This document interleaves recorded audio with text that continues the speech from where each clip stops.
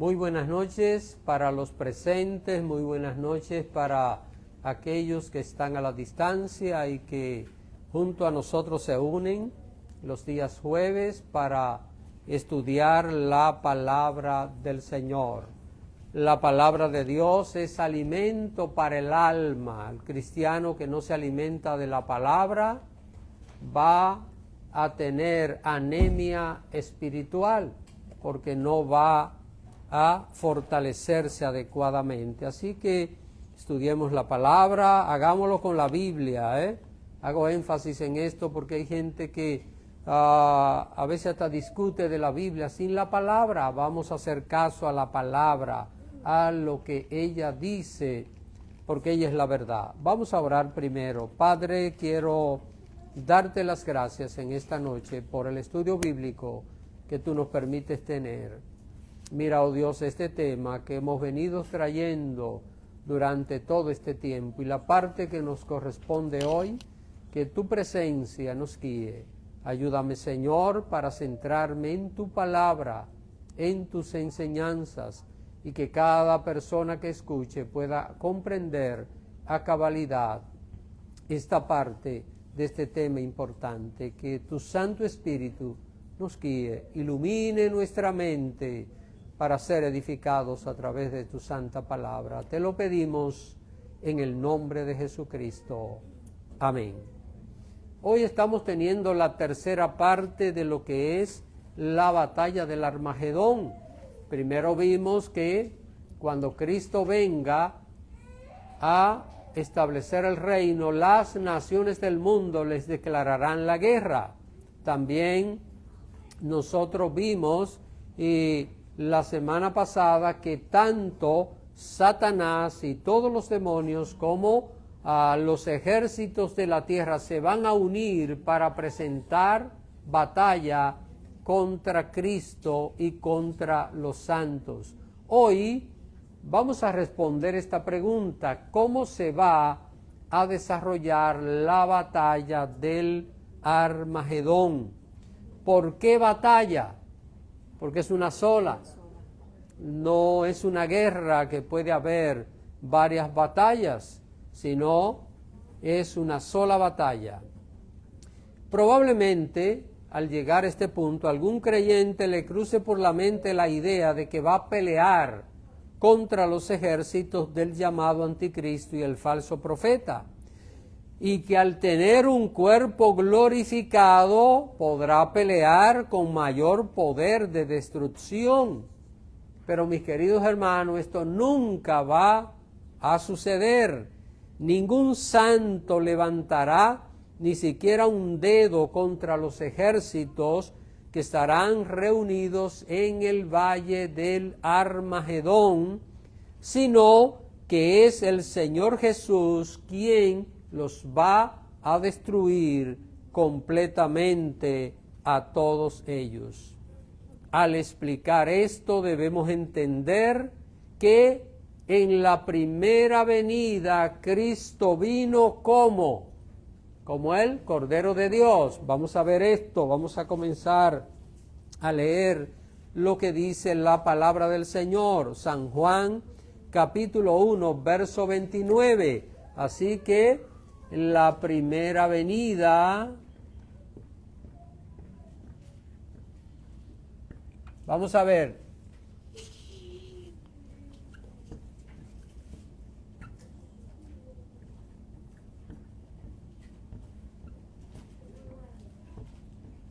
San Juan 1:29. Amén.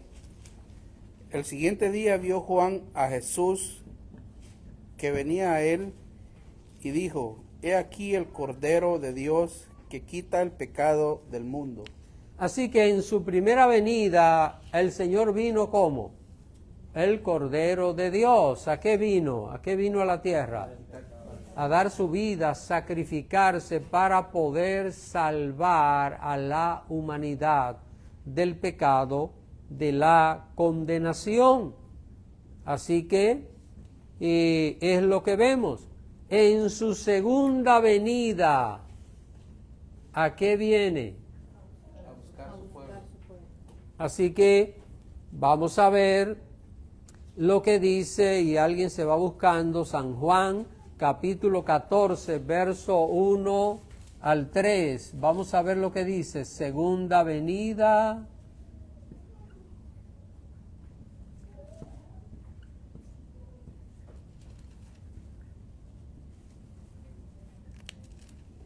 Vamos a ver, San Juan, capítulo 14, verso 1 hasta el 3.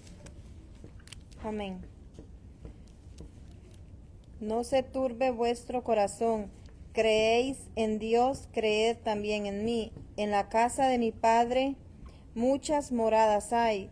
Si así no fuera, yo os lo hubiera dicho. Os lo hubiera dicho. Voy pues a preparar lugar para vosotros. Y si me fuere y os preparare lugar, vendré otra vez y os tomaré a mí mismo, para que donde yo estoy, vosotros también estéis. Así que la Biblia dice, si me fuere, vendré, ¿qué? Otra vez. Otra vez. Así que si vengo otra vez, será segunda. Sí. ¿Verdad? Otra vez es segunda, no puede ser otra cosa. Entonces, en la segunda venida, Jesús se lleva la iglesia al cielo. El Señor saca su iglesia de la tierra, porque ya llegó el tiempo de ir a los cielos. Yo no sé cuántos de ustedes están ansiosos por conocer el cielo. Amén, hermano. Para el que no conoce la palabra, conocer el cielo es morirse. Para nosotros, conocer el cielo es la segunda venida de Cristo, que viene a llevarnos a las moradas celestiales. Ahora, estamos viendo nosotros que Jesús, su primera venida, Cordero de Dios, en su segunda venida Jesús se lleva a la iglesia al cielo, pero Cristo regresa con la iglesia en lo que, aunque sea incómodo, inconveniente para mucha gente, es una tercera venida. No podemos nosotros decir otra cosa. Y en su tercera venida no viene ni como Cordero de Dios, no viene para llevar la iglesia al cielo, porque ahora viene con la iglesia, viene con los santos, y el Señor viene a la tierra como rey guerrero. Así que vamos a buscar en el libro de Apocalipsis, capítulo 19,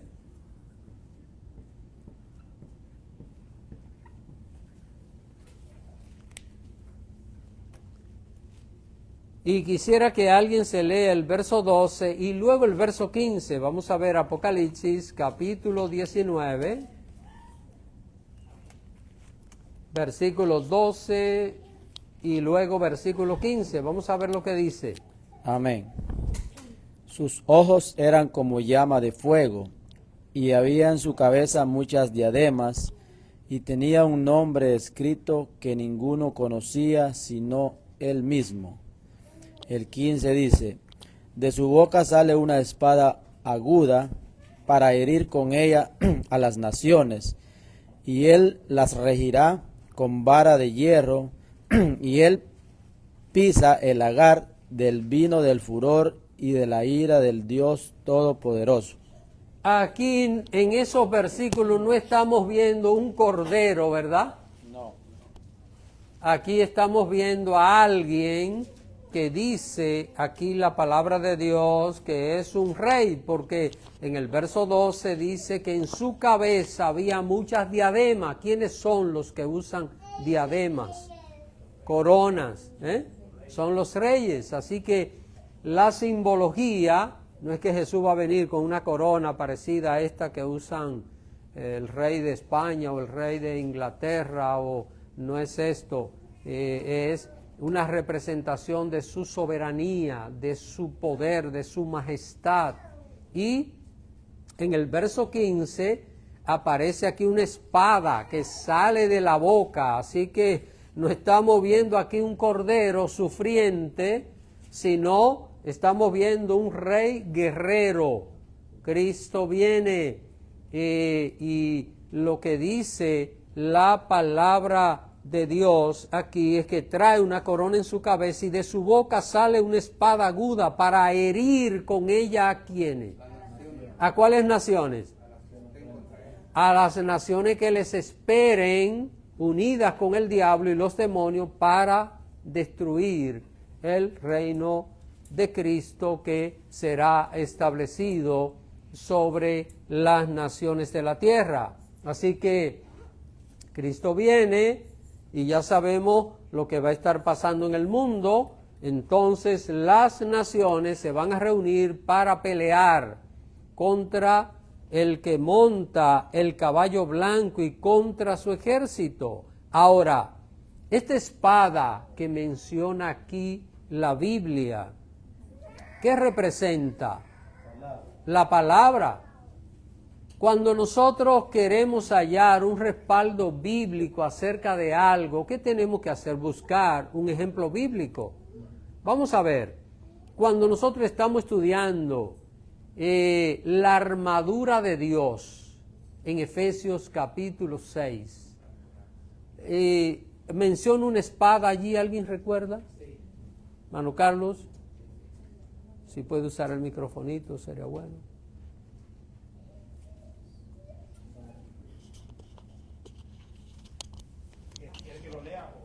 No, solo que me diga, si quiere, aparece una espada, ¿y qué dice? Que la espada, la espada del Espíritu es ¿qué?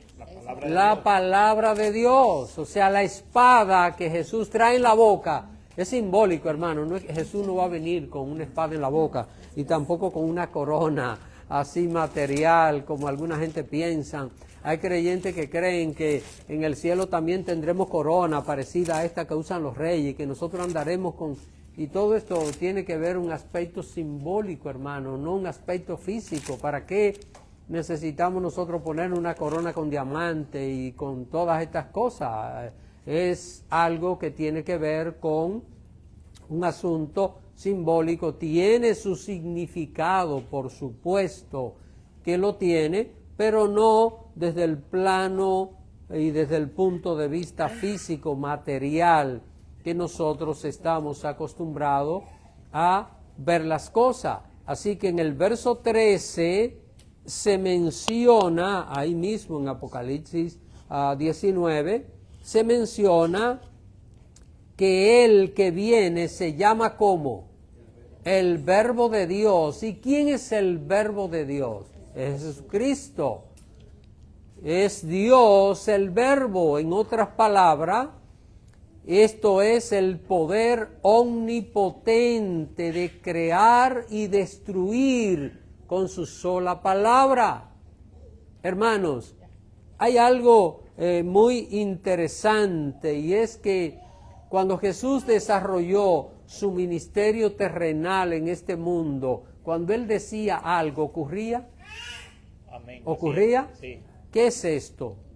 El poder de la palabra. Déjeme decirle que esto solo Dios lo puede hacer.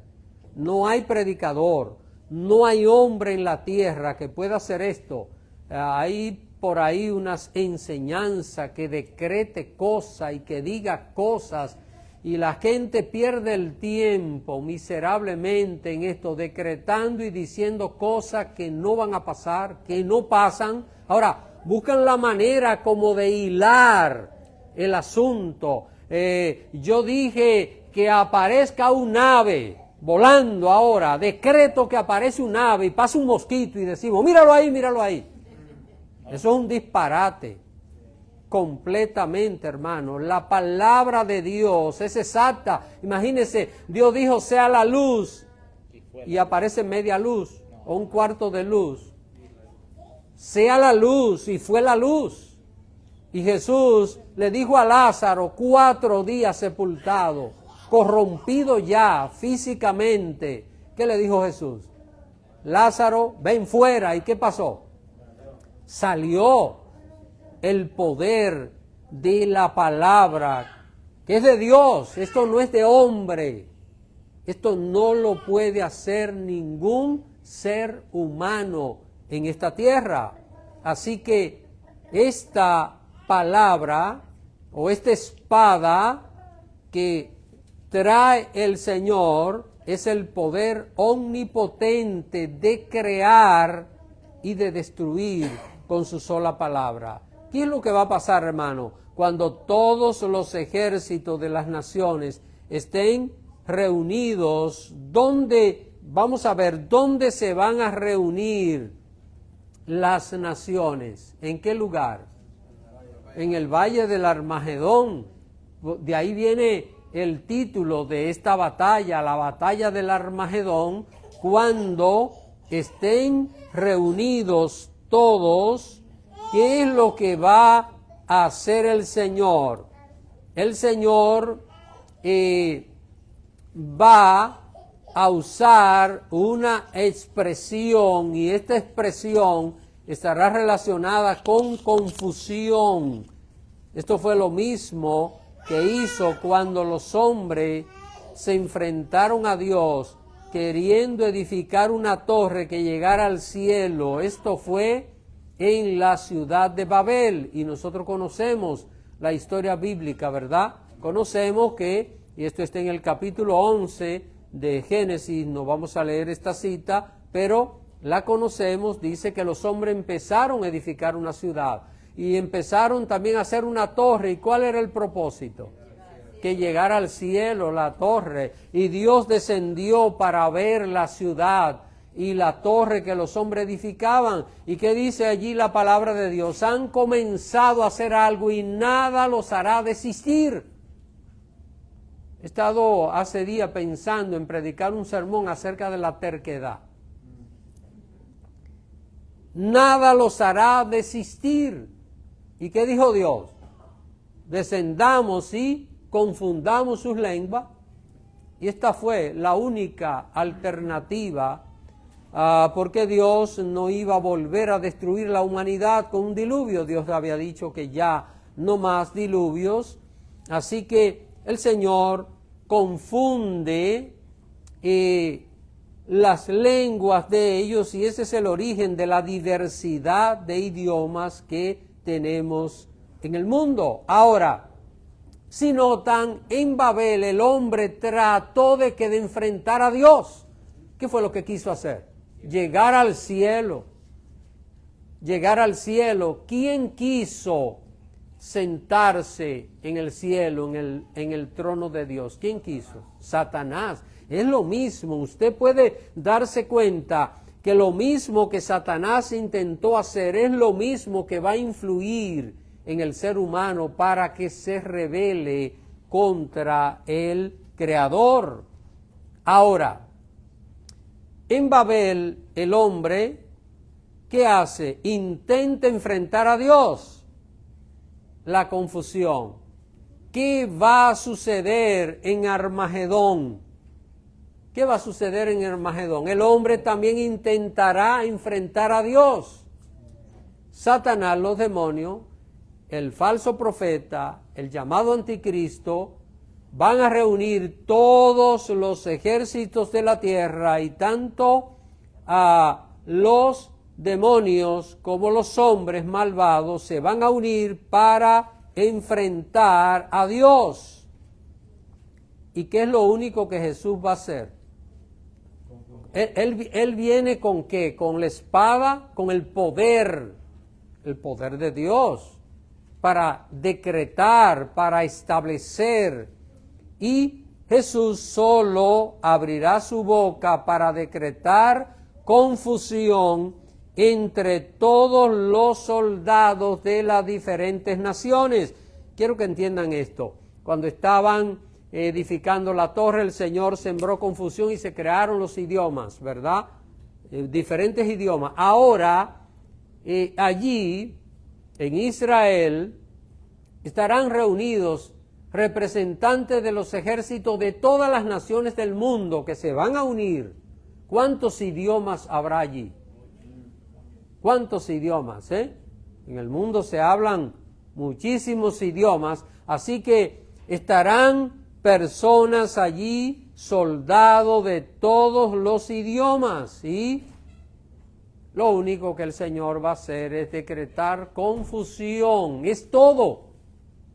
Quiero que entiendan esto. Al entender cómo se va a desarrollar la batalla del Armagedón, nosotros podemos tener una idea muy clara y muy sencilla de lo que allí va a suceder. Y quiero que usted vaya conmigo a el libro de Zacarías en su capítulo 14. Zacarías está antes de Mateo. 2 hojitas antes de Mateo está Zacarías 14. Y vamos a ver lo que allí aparece. Recuerdes, hermano, este capítulo es un capítulo que hemos usado y que vamos a seguir utilizando. Es un capítulo maravilloso que narra los acontecimientos finales, tanto en Israel, en el pueblo de Israel, cuando sea restaurado a la comunión con Dios, como en el mundo, sobre el establecimiento del reino eterno de Dios, que en una primera etapa son 1000 años. Así que Zacarías explica esta batalla, hermanos. Yo creo que aparte, bueno, de Apocalipsis, pero Zacarías da una serie de detalles que Apocalipsis no los ofrece acerca de lo que es el desarrollo de esta batalla. Ahora, noten y vean conmigo, ya hemos leído estos versos 4 y 5, donde aparece la venida del Señor, la llegada del Señor, donde dice la palabra de Dios en Zacarías 14:4, que aquel día se afirmarán sus pies, ¿dónde? El monte de los olivos. Esto es en la segunda venida. En la segunda venida Él viene a llevar su iglesia al cielo. Esto es su tercera venida, cuando Él viene a establecer el reino. Ahora, notemos que cuando el Señor haga esto, va a haber una cantidad de judíos, de israelitas que van a huir. Esto está en el verso 5. Dice, huiréis al valle de los montes.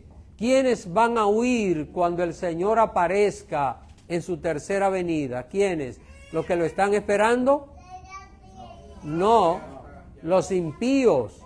Los impíos van a huir, y note que las últimas palabras de este verso 5 dice, y vendrá Jehová mi Dios y con él todos los santos. Así que todos los santos van a venir acompañando al Señor Jesús, que es la iglesia que en su segunda venida Jesús llevó a los cielos. Pero ya sabemos que cuando el Señor venga, las naciones de la tierra no lo estarán esperando para recibirlo, sino para pelear contra Cristo. Hermanos, esto parece como loco, ¿verdad? Bueno, es loco, es un estado de locura, pero el diablo no hace menos, mete a la gente en estado de locura. La gente hace cosas que cualquiera la analiza y dice, pero parece que está loco realmente. Y esto es lo que vemos aquí. Pero es lo que va a pasar. Los reyes de la tierra, los ejércitos del mundo se van a reunir para pelear contra el Señor Jesús y contra los santos que han retornado ya desde los cielos. ¿Y qué pasará?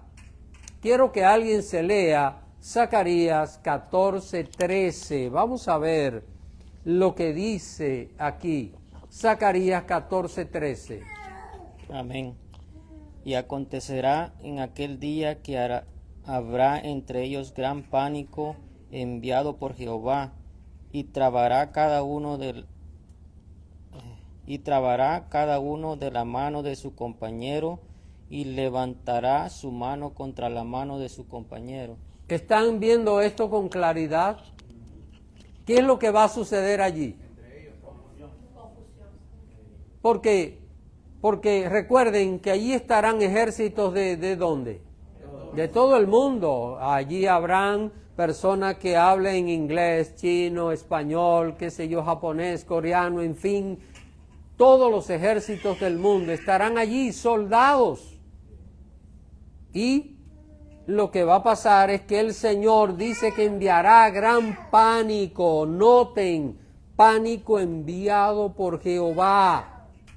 Y trabará cada uno la mano de su compañero y levantará la mano contra la mano de su compañero. Se van a confundir todos.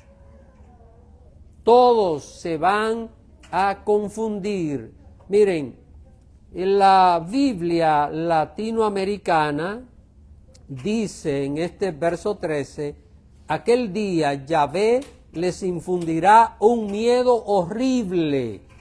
Se volverán el uno contra el otro y se pondrán a pelear entre ellos mismos.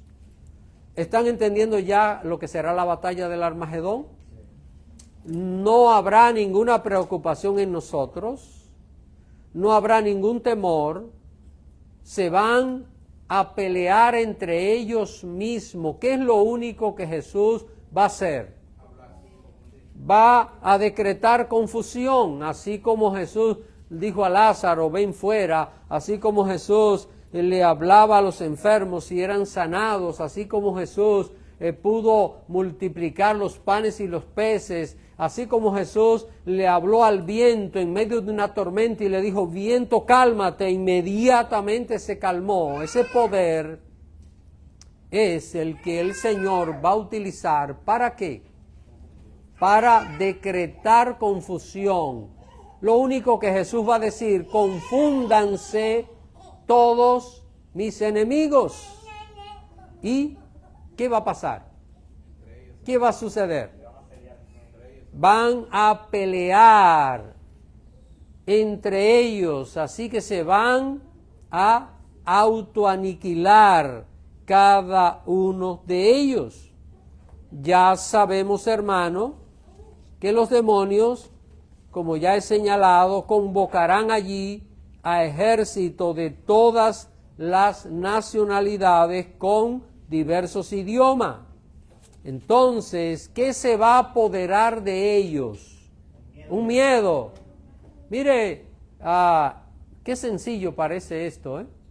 Qué sencillo. Se va a apoderar un miedo horrible de aquellos soldados. Y ese miedo que se va a apoderar de ellos va a hacer que teman uno de los otros. Y es todo lo que allí va a suceder, y entonces empezarán a dispararse, empezarán a bombardearse uno con los otros. Imagínense lo que va a estar pasando allí. Pensemos que, y esto es solo para poner un ejemplo, pensemos que hay un grupo japonés en un lugar y están los chinos por el otro, y de repente los japoneses sienten miedo de los chinos, dicen, ellos nos van a acabar, pero nosotros los vamos a bombardear, y se van a bombardear unos a los otros. Así que se van a destruir unos a otros. Ahora, cuando nosotros vemos Apocalipsis capítulo 19, verso 21, dejen marcado a Zacarías porque vamos a ver algo muy interesante allí. Zacarías 14, déjenlo marcado, pero Apocalipsis 19, 21, vamos a ver lo que nos dice la palabra de Dios. Alguien que lea esta cita. Amén. Y los demás fueron muertos con la espada que salía de la boca del que montaba el caballo, y todas las aves se saciaron de las carnes de ellos. Así, hermano, que estamos hablando de todos los soldados, todos, ¿qué va a pasar? Van a morir. Todos los que vayan. Ahí no va a sobrevivir uno solo. Un solo soldado de los millones que se congreguen allí para pelear va a sobrevivir. Todos van a morir. Y mire lo que dice la versión del lenguaje sencillo de esta misma cita de Apocalipsis 19:21. Dice: luego, con la espada que salía de su boca, el que estaba sentado sobre el caballo blanco mató a todos los soldados del monstruo, y las aves de rapiña se dieron un banquete con la carne de ellos. Esto es algo que ocurría en las batallas antiguas, ¿verdad? Moría la gente en el campo de batalla y ustedes saben que hay aves de rapiña que donde ven cuerpos muertos, pues allí van a devorar. Estamos viendo aquí, hermanos, cómo se va a desarrollar la batalla del Armagedón. Los creyentes estaremos con Cristo en la ciudad de Jerusalén. La ciudad de Jerusalén tendrá paz. Gran parte de Israel tendrá paz en aquel tiempo. Allí estaremos con el Señor, y en el norte de Israel, que es donde está el valle del Armagedón, allí se va a celebrar aquella batalla. ¿Iremos nosotros a ver la batalla? ¿Iremos a verla la batalla? ¿Estaremos curioseando? Estaremos viendo cómo se están destruyendo. No, hermano, nosotros estaremos ocupados en la ciudad de Jerusalén con el Señor. Mire qué es lo que Jesús va a hacer. Jesús solamente va a decir, cuando estén reunidos todos, el Señor va a decir que se confundan y se destruyan todo. Es todo lo que... Y ya, es como... déjenme poner este ejemplo. Es como... Ahora mismo yo estoy dando este estudio bíblico y de repente yo digo, bueno, que se cierre esa ventana. Y se cerró, pero ya, yo no sigo interesado en esto, sino continúo en lo que estoy haciendo. Porque así será. Nada va a perturbar el propósito eterno de Dios. Ahora, es extraordinario ver, y quiero que vayan a Zacarías 14 otra vez, porque ahora vamos a ver. Adelante, hermano Carlos. Pastor, solamente un comentario que, ¿verdad? Sería como el Señor le va a dar del mismo veneno que Satanás usa a él, porque él es el que confunde a la gente, ¿verdad? Él es el que hace que la gente haga locuras, se maten unos con otros. Entonces en estos pasajes vemos que el Señor va a usar lo que él mismo usa para destruir a los que le siguen, pues, y le obedecen. Sí, porque ¿qué es lo que el hombre busca? El hombre que busca a Dios encuentra a Dios. Claro. El hombre que le da la espalda a Dios, ¿qué encuentra? Muerte, destrucción, porque eso es lo que hay lejos de Dios. En Dios hay vida, en Dios hay paz. Fuera de Dios hay muerte y destrucción. Vamos a ver lo que nos dice la palabra de Dios en Zacarías capítulo 14, verso 12. Vamos a ver cómo es que van a morir todos los soldados que luchen contra el Señor. Vamos a ver. Zacarías 14, 12. 12, lo tengo. 14:12 dice: esta es la plaga con los que el Señor herirá a todos los pueblos que pelearon contra Jerusalén. Se les pudrirá la carne en vida, se les pudrirá los ojos en las cuencas, y se les pudrirá la lengua en la boca. Solamente el 12, ¿verdad? Sí. ¿Qué están viendo ahí? Yo no sé si ustedes están viendo aquí, ¿qué puede producir esto? Que un cuerpo casi se deshaga estando vivo. Veneno. ¿No están viendo armas de destrucción masiva aquí? Sí. Armas químicas, armas de destrucción completa. Es lo que va, hermano, pero lo que me asombra, miren, cuando yo estudié por primera vez este capítulo, que entendí un poquito algo de él, me asombré, porque lo que dice este verso 12. Vamos a ver, en una guerra, en los tiempos de Zacarías, déjenme ponerles una idea. Zacarías profetizó en el siglo VI antes de Cristo, es decir, terminando el siglo VI, ya para comenzar el siglo V antes de Cristo. Es decir, estamos hablando de 500 años antes de Cristo. ¿Qué armas se utilizaban en la batalla? Espada, lanza, flechas, eso era todo, piedra, no había otra cosa. Mire cómo dice la Biblia que en esta batalla los ejércitos, ellos pelearán unos con otros. ¿Y qué van a utilizar ellos mismos? Todas esas armas de destrucción masiva. Quiero que entiendan, no es que va a caer fuego del cielo y los va a consumir, es que ellos se van a autodestruir. ¿Sabe lo que es el tejido del cuerpo de la persona destruyéndose estando con vida? Así van a morir. Van a morir de una muerte terrible. Y después de esto, ¿qué le espera? El lago de fuego. Así que parece ser que al atacarse unos a otros en su confusión, van a utilizar estas armas de alto poder destructivo, armas muy modernas que producirán los efectos mencionados. Hermanos, repito, esto fue profetizado hace 2500 años, cuando solo había flechas y espada, pero se va a cumplir en el futuro moderno y tecnológico. La palabra de Dios es un libro que no necesita ser actualizado. ¿Usted quiere ver un poquito más de esta batalla? Léase Ezequiel capítulo 38 y 39. Allí aparecen nuevos detalles también acerca de la escena, el ambiente y también de cómo se va a desarrollar aquella batalla. Ahora bien, mis hermanos,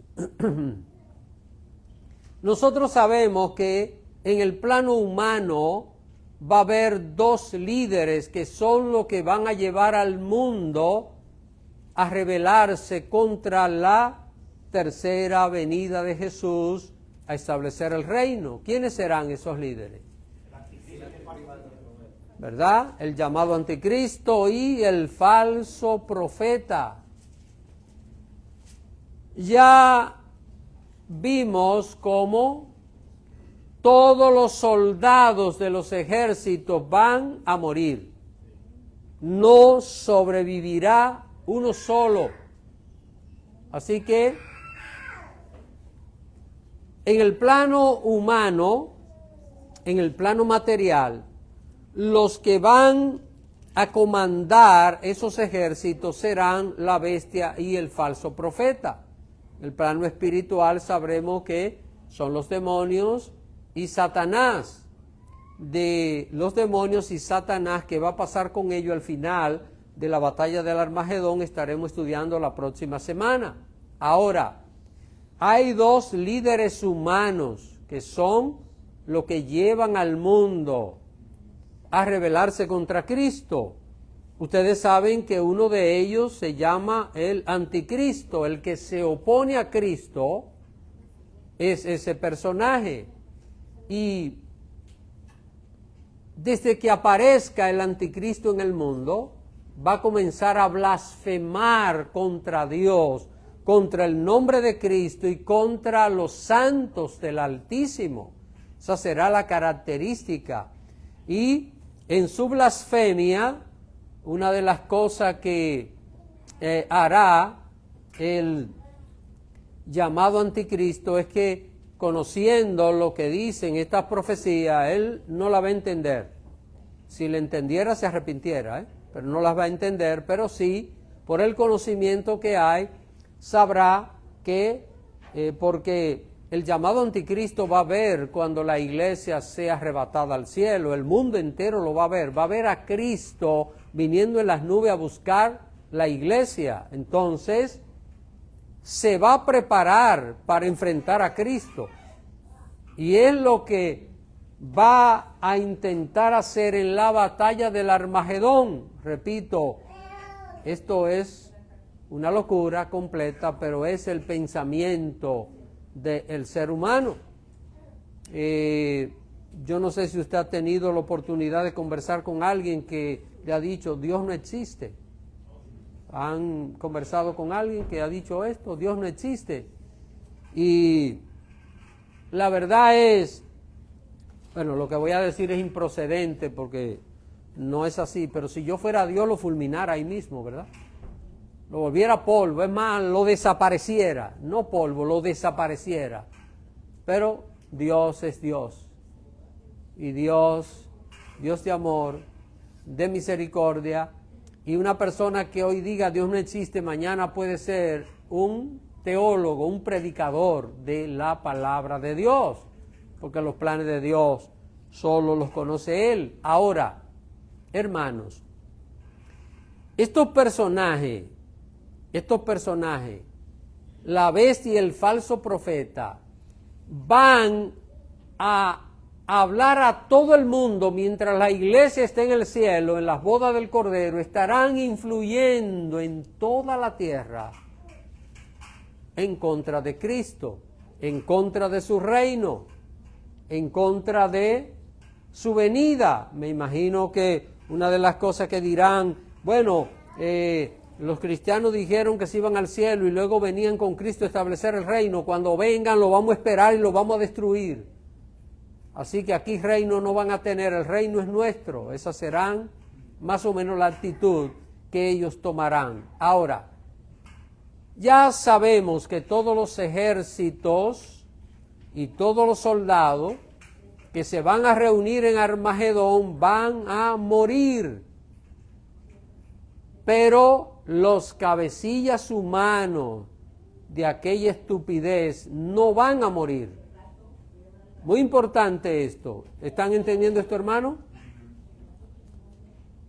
Si le preguntara a los que están un poquito más atrás, ¿estarían claros en cuanto a esto?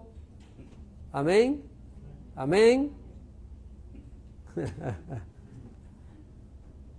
Todos los soldados que vayan a la batalla del Armagedón van a morir, pero los dos líderes no van a morir. No van a morir los dos líderes de esta batalla. Vamos a ver qué va a pasar con ellos. Vamos a ver lo que la Biblia dice, y esto no necesita interpretación. Vamos a ver en Apocalipsis capítulo 19, vayamos a Apocalipsis capítulo 19, verso 20, usted lo tiene en el folleto, si quien vaya a leerlo quiere leerlo ahí mismo, pues está. Apocalipsis 19, 20. Amén. La bestia fue apresada y con ella el falso profeta, que había hecho delante de ella las señales con las cuales había engañado a los que recibieron la marca de la bestia y habían adorado su imagen. Estos dos fueron lanzados vivos dentro de un lago de fuego que arde con azufre. Mire lo que va a pasar, hermano. De todos estos millones que se van a reunir para la batalla del Armagedón, solo dos van a sobrevivir: la bestia y el falso profeta. ¿Ustedes saben a dónde van? Al lago de fuego. Así que van al lago de fuego. ¿Quiénes? Vamos a ver, si ustedes recuerdan, ¿quiénes dice la Biblia que serán los encargados de lanzar en el lago de fuego a los perdidos? ¿Quiénes? ¿Mana Yané? Los ángeles. Los ángeles. Entonces ahora quedaron estos dos allí con vida. ¿Qué va a pasar?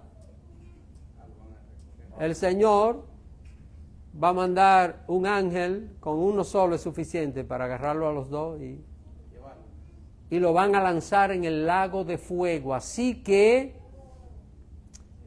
su reino, el reino de la bestia y del falso profeta, será destruido completamente. Y estos dos personajes serán los primeros en ser lanzados en el lago de fuego. Así que no van a morir. ¿Están viendo? No van a morir como los demás soldados. Van a ser tomados vivos. Así lo dice Apocalipsis. Y vivos serán lanzados en el lago de fuego. Allí irán al castigo eterno y nunca jamás saldrán de allí.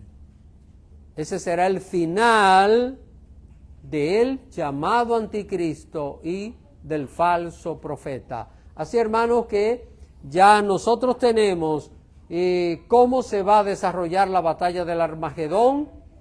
Todos los seres humanos que vayan a la batalla del Armagedón van a morir, todos menos ¿quiénes? Menos dos.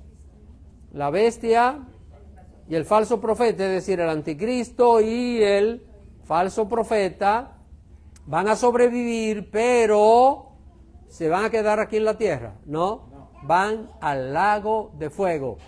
Van a estrenar ese lugar, son los primeros que van a estrenar ese lugar.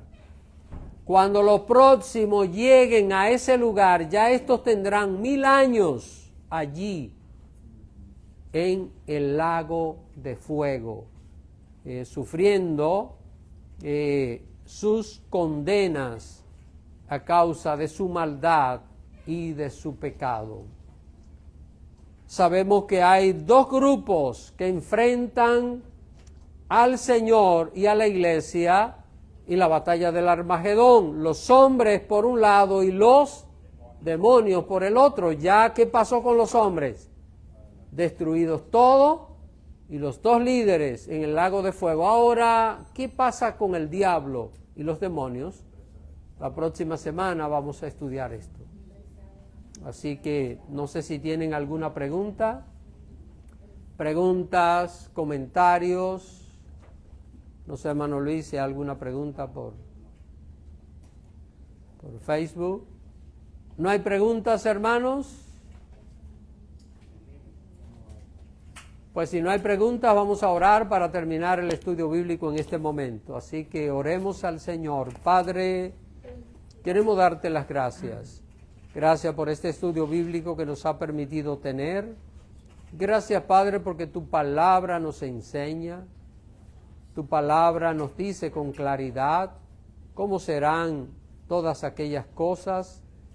Y nosotros, oh Dios, te pedimos que tenga misericordia de mucha gente que todavía no conoce tu palabra, para que sean salvos, Señor, para que puedan conocer tu verdad. Te rogamos, oh Dios, que a nosotros que tú nos has llamado, que nos has salvado, nos ayude a serte fieles, para que podamos, oh Dios, disfrutar de todas estas obras maravillosas que tú estarás haciendo con tu pueblo, con tu iglesia, que te es fiel, Señor.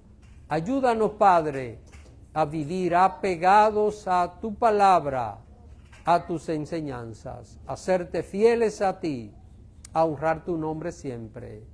Te lo pido, mi Dios, en el nombre de Jesucristo. Amén. Amén.